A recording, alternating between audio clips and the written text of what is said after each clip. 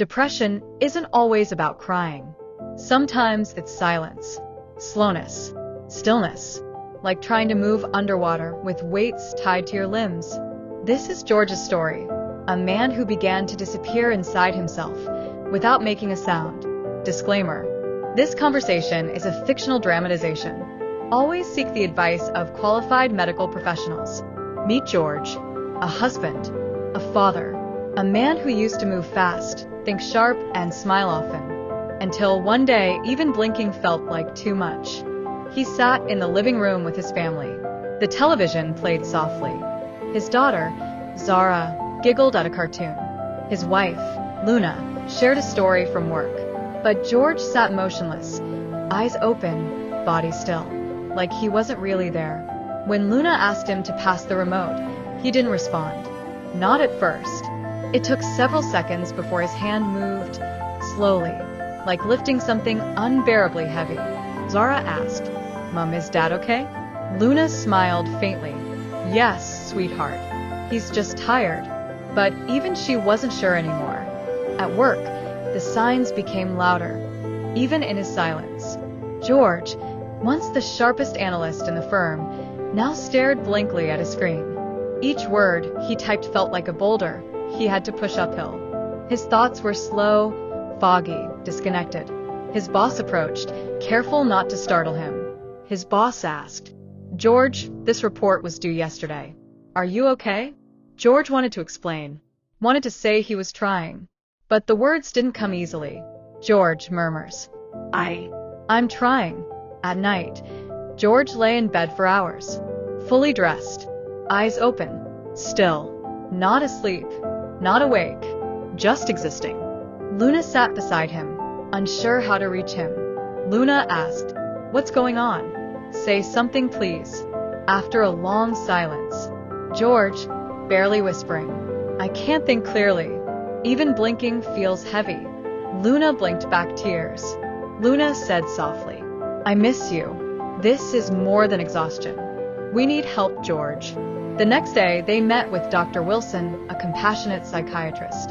George sat slouched, eyes low. Luna held his hand tightly. George slowly, "I don't feel like myself anymore. Everything is slowed down." Dr. Wilson, gently, "George, from everything you've described, the fatigue, the slowed thinking, the heaviness in your body, you're experiencing major depressive disorder. And one of the main symptoms is what you're going through: psychomotor retardation." George, gently, "What does that mean?"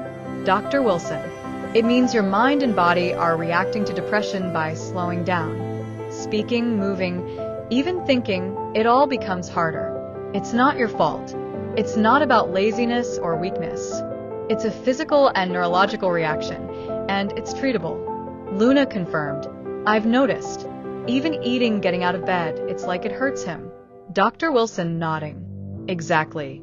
People think depression is just sadness, but it's also a loss of energy, trouble sleeping, physical fatigue, changes in appetite, and sometimes this deep, slow paralysis of mind and motion." George asked, "Will I ever feel normal again?" Dr. Wilson, "Yes. You're not broken. You're unwell. And sick people can get better. With time, support, and the right care, you can return to yourself." George began treatment, gently, steadily. He started with small, consistent steps. The antidepressants to rebalance his brain chemistry. Therapy sessions to work through the fog. Gentle walks around the block, even when they felt impossible. Encouragement from Luna, who reminded him of his strength on days he forgot. Some days were still slow. Some mornings still felt heavy. But slowly, the fog began to lift. He smiled again. He helped Zara with her homework. He sat at the dinner table and passed the remote without being asked. At work, George started to regain his focus. He began completing small tasks, then larger projects. His thoughts grew clearer. He re-engaged in meetings and even offered insights again. While some days remained challenging, he was no longer trapped in silence. Depression doesn't always look like sadness. Sometimes it's silence, stillness, a slow disappearance. But even in that quiet, Healing is happening. George didn't sprint back to life. He walked slowly, steadily, toward hope.